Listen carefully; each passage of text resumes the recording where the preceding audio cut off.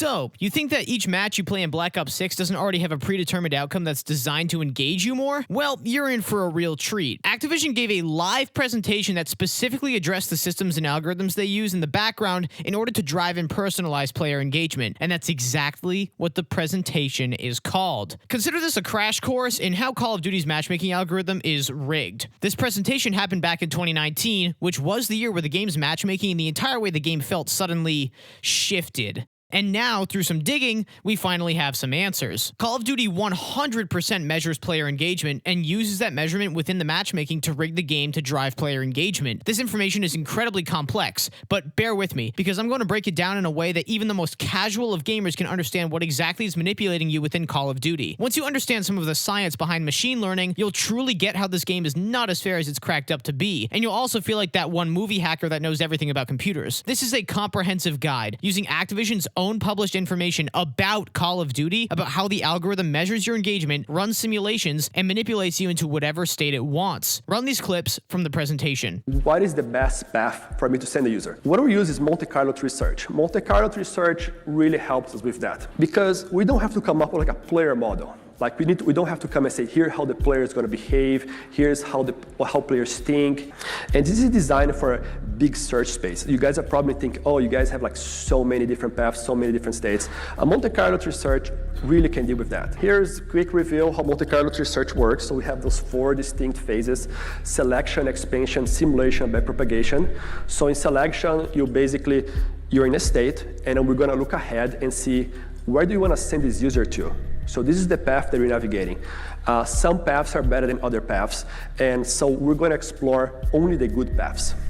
Eventually going to reach a state that you don't know much about it. There's a leaf node, and that's where you're going to have the expansion and simulation comes in, because you want to know what happens when I do something in the leaf node. Now, you're going to propagate a +1, a -1. You're going to propagate a signal that next time you're in that situation, they need to choose, you're in this state again, you need to choose a message. You know that you should explore this path or not. Now, look on the backpropagation side. You see that one side of the tree is being explored more than the other side of the tree. This is by design, because remember that we don't want to explore every single part of the tree. It's just not feasible. So we're only looking for promising areas of the graph. Basically, these clips both describe one thing: a system that firstly decides what state it wants to put you in, and second, it runs simulations and tests different paths in order to do so. Firstly, I'll point out that because they're simulating games before they're played, this automatically allows us to deduce that this game is not as fair as it's cracked up to be. If matches are pre-simulated and the result of that simulation is analyzed, that guarantees there's more than just skill matching going on. They're trying to read how the match will make you react. Let me break this down. This graph is called a Monte Carlo tree search, or MCTS. Consider it a way to model tons of different potential future outcomes for making a decision, but you can't physically test those decisions, so you must simulate them in all of the outcomes that result, and the outcomes that then result from those outcomes, and so forth. Things can get pretty large. Think of it as a hypothetical flowchart that a computer or AI can use to learn. An MCTS starts at the root node at the very top, where every other node originates from, and the nodes are the circles. These lines are called branches. Each branch represents a decision made to reach the next node. In typical cases, a tree won't expand forever. Rather, the computer system using this tree will have a certain objective and use these different nodes to path out the most optimal way to reach the desired node. In the case of Call of Duty, it's the desired player engagement state. And in order to reach that state, the algorithm must first make certain decisions to bring players along the best and most efficient path to that state. You may have heard him say leaf node.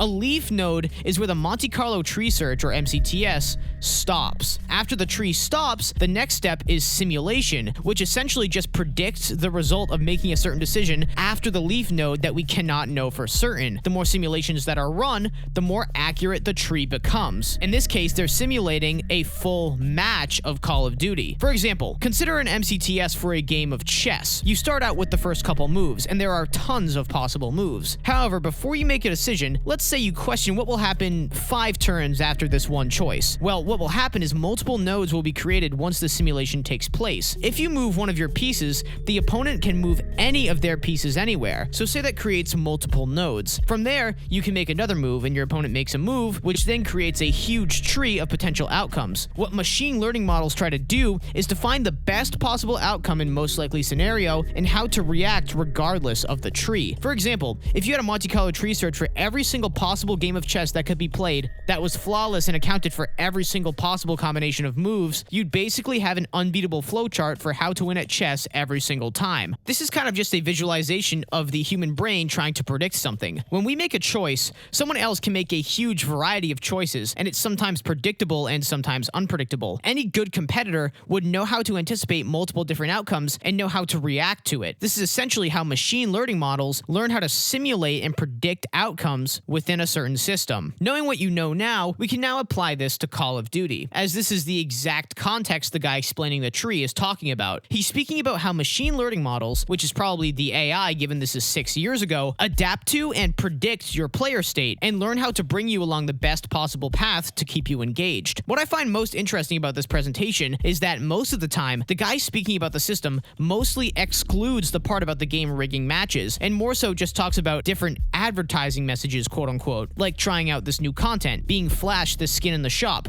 or getting a direct message from the game. However, this made me think. Firstly, receiving a verbal message or an advertisement doesn't tie directly to player engagement at all. Being told to buy a skin or to try something wouldn't directly stimulate a player's engagement in the game. It wouldn't want to make them play more if the game says, hey, buy this skin or try this out. What drives player engagement and interest is positive experiences within the actual gameplay. But what we can see in this graph is a piece of information that he's excluding, and that is the fact that it literally says right here that matches are simulated before they happen in order to predict the state that it will put you in, and then the algorithm tosses you what it deems necessary to bring you along this path. A simulated game is played. So we start with the root node, which is your current player state. Then these branches are the different decisions the algorithm makes, whether it's a good game, a bad game, an advertisement, a certain skin being visible, whatever it could possibly be. Remember, they do have patents for engagement systems and systems to drive microtransactions. For example, they might put you in a match with a player with a certain skin that you constantly see, or they may match you with a player that uses a weapon you like to use, but they have a Mastercraft blueprint of that weapon that you don't own. There are a lot of methods that Activision uses to subtly advertise to you, but it's not just that. It's also the fact that games have certain outcomes and results that dictate how you feel after that match is played. The algorithm tries to predict what state you could be put in because you're exposed to the decision made by the AI. The reason the trees are this small is because it doesn't explore every possible outcome. It explores only the most promising outcomes. Once a simulation is run and the most likely outcome is a desirable player state, it back propagates to the root state, which basically means that it defines the path that the system wants to take and then executes following this path. Now, we don't know if each branch of this graph is each game result. We don't know if this branch is one kill or one death. We can speculate, but we can't know for certain what the branches actually represent. However, seeing as games are simulated, it's probably the outcome of each match. But we do know that Call of Duty has AI systems running in the background that predict and simulate what our player state will be in order to engage us, and simulates games before they happen, which means that they rig the game based on engagement and simulate what is best for our engagement. Which means if you're looking for competitive integrity or a legitimate experience, COD is not your game. Additionally, this guy giving the presentation mentions that they use the history of other players and how they turned out after being in that specific state in order to better predict how you're going to turn out. So if something doesn't work with somebody else, they'll try something different with you. Everybody is a researchable data point that improves the algorithm over time. You are improving someone else's experience through the algorithm measuring you. And I say improving lightly. It's more like rigging and keeping you engaged artificially. Let's not also forget that Activision has a patent called Methods and Systems for Continuing to Execute a Simulation After Processing Resources Go Offline, which once again suggests they're using your computer's resources to simulate matches, which goes directly hand in hand with this match simulation they're talking about in this presentation. Using network devices, which we can assume are people's devices with COD installed, a match is simulated with NPCs, but they also have a patent that details training NPCs that are indistinguishable from human beings. Now, if we assemble those puzzle pieces, could there be an AI that plays just like you that they're using to simulate the outcomes of potential matches before they're played. Just the fact that it says games are simulated is enough to raise suspicion. If they weren't reading engagement, which they are, and tracking results, which they are, they wouldn't need to. But because they've admitted that game simulations are run, that means that each outcome in each match is heavily contemplated by the algorithm whether or not it's an effective tool for player engagement. And by that logic, the matchmaking must be rigged. For example, before a lobby is created, could the algorithm be putting all of the AI versions of everyone in the lobby together, simulating the game result, and then determining what the outcome is without the match ever being played to further expand the MCTS about your player state? Is that part of the reason why matchmaking takes so long? I'm not saying they do it because it's patented, but it is undeniable that games are simulated before they happen in order to predict player state, and that is scary stuff, especially if you just want a real gaming experience and not some rigged casino that is designed to suck money out of you and data out of you. I just have a sneaking feeling that even though this presentation revealed a lot, it wasn't revealing every shady little thing that they're doing behind the scenes. In the most ironic fashion possible, I've asked ChatGPT, an AI, how a multiplayer PvP shooter might utilize a Monte Carlo tree search in order to drive player engagement, and the answers it gave me were frighteningly similar to theories we have about COD. The two most notable purposes for this kind of machine learning is firstly, advanced AI opponents,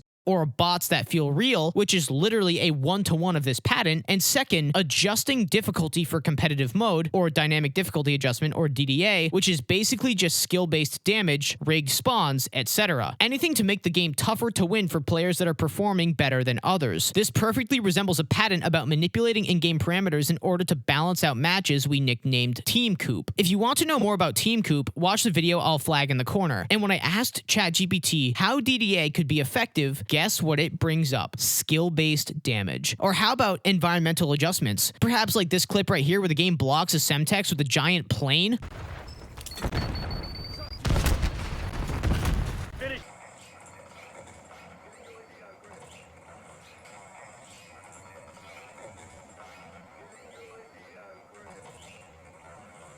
Now, I'm not claiming with 100% certainty that this game is manipulated in real time, but I am claiming that the matchmaking is definitely rigged. I just believe there's enough evidence to go around that the real-time gameplay is also rigged, so I'm gonna bring that up in the process. That is another puzzle piece to how their matchmaking works. Sure, skill is measured too, and that's incredibly obvious given how every match of Black Ops 6 plays like everyone is competing for $1 million prize pool, but there is something far more nasty under the surface, and that is the measurement of player engagement and the simulation of matches before they even happen to predict your player state and to rig the game based on that prediction. And the predictive AI just keeps getting better with time because you and everyone else in the player base is just a data point. I'm Prime Pete. Stay safe out there, do your research, and take it easy.